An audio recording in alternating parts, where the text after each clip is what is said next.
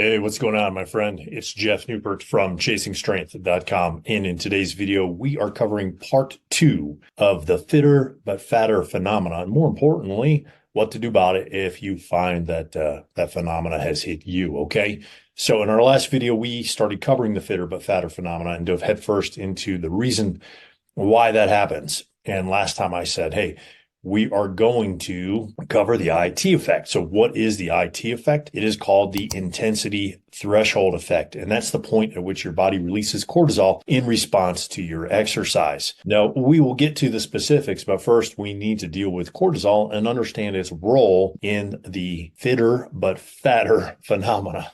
I almost said fatter but fitter. I guess it's probably the same. Okay, we can call it FBFP for short. FBFP for short. Okay. Now, a lot of people, I've seen some outrageous ad copy, some marketing gimmicks and hype that call cortisol a death hormone. It's like, if you activate your death hormone, then bad things are going to happen to you. You know, cortisol is incredibly necessary. Try living without it. There are a couple of diseases where your body doesn't produce enough cortisol. You know what? It can't get out of bed in the morning. Okay. You can barely function. So cortisol is not bad. It is known as a stress hormone, and it's actually mobilized by your body when you need energy. Now, normally this is a good thing, okay, right? Like, need some energy, your body mobilizes cortisol, which then sends a signal to your body to mobilize stored energy in the form of sugar or fat, okay, carbohydrates or fat, depending on your activity level, okay? As I said, normally this is a good thing. It's a great thing. We need it. We need cortisol. But in the modern Western culture, this actually creates multiple problems,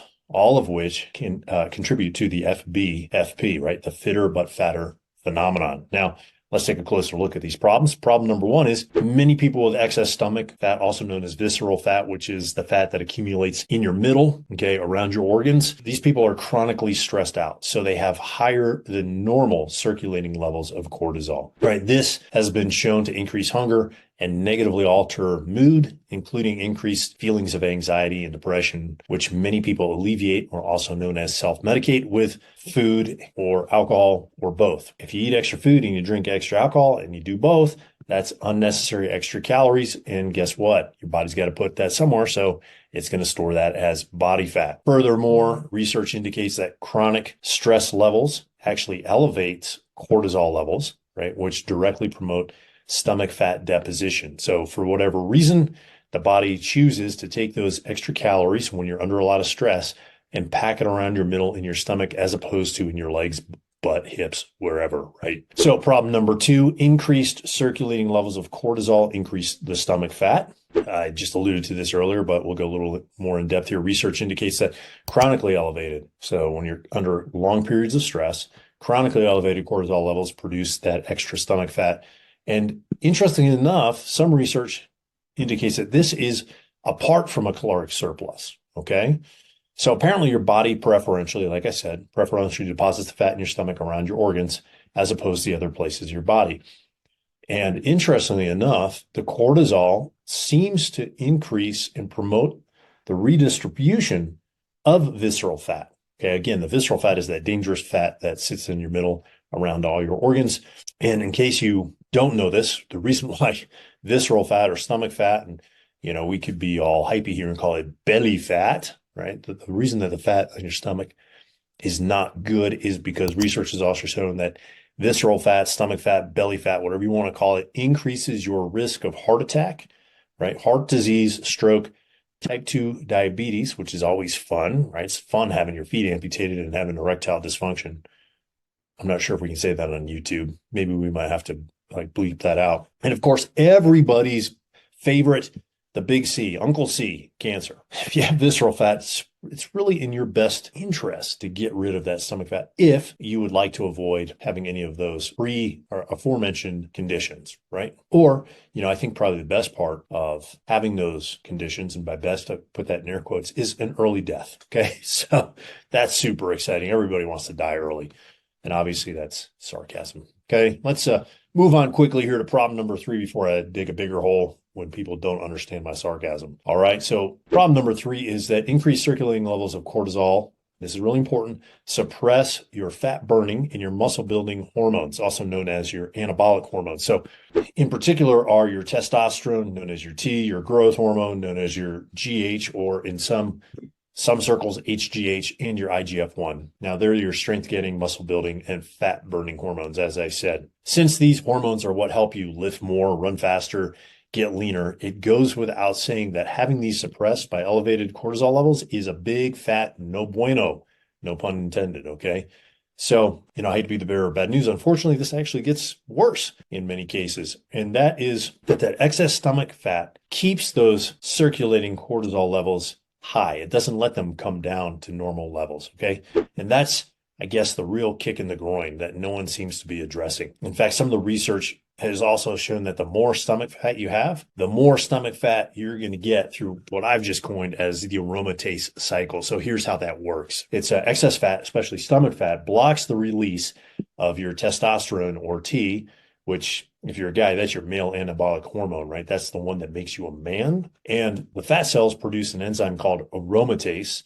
And the aromatase takes your T levels, or your T, I should say, takes your testosterone and converts it into estrogen, which is the dominant female hormone, which is partially responsible for producing women's breast tissue and giving them their curves, right? So yeah, maybe you're putting two and two together. This is why so many guys have man boobs, especially if they're overweight. Okay, so rising estrogen levels, man boobs, which I think is fine if you want man boobs and want to look like a woman, but I don't know any men who do. And I better stop there because I might get myself in trouble. But as if excess stomach fat slowly turning men into women isn't bad enough, no offense to any women who might be watching this, because to be clear, being a woman is great if you're a woman, right?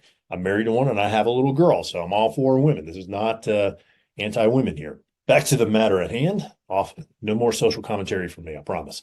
At least not for the next couple seconds, right? This problem, this aromatase cycle, right, also results in the downregulation of GLUT4, GLUT4.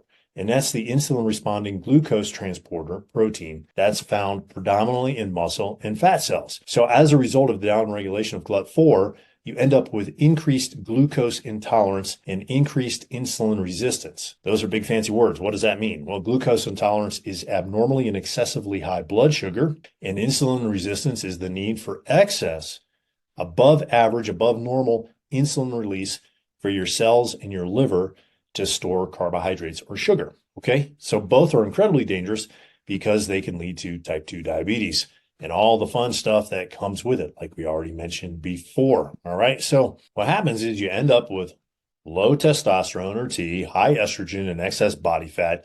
And most of the carbs you eat are now stored as fat. And this becomes a vicious cycle, right? From which many never escape. And that it just explains why guys, especially, tend to get fatter and fatter and fatter as they get older. All right. Makes sense? Okay. Now, problem number 5, working out too hard increases your cortisol levels. And obviously that can be a big problem if you already have elevated circulating cortisol levels. And that's because what you're doing is you're adding more cortisol to the mix, which obviously your body does not need because, well, you already have high cortisol, right? So your body already is releasing cortisol to send a signal to your body or within your body to release energy, right, for fuel, carbohydrates and fat. So you don't need more of it, okay? In fact, you actually need less. That actually means you can reverse the damage to your anabolic hormone profile, right, and increase your natural levels of testosterone, growth hormone, and IGF-1. And more importantly, get rid of your heart attack and stroke-inducing visceral/stomach fat that's slowly strangling the life out of you, right? Which brings us back, all the way back to the intensity threshold of fat and answering the question, how hard is too hard? Well, for time's sake, we're running out of time here on this video. I try and keep them about 10 minutes or so. And in order to digest the gravity of the stomach fat situation, right? No pun intended.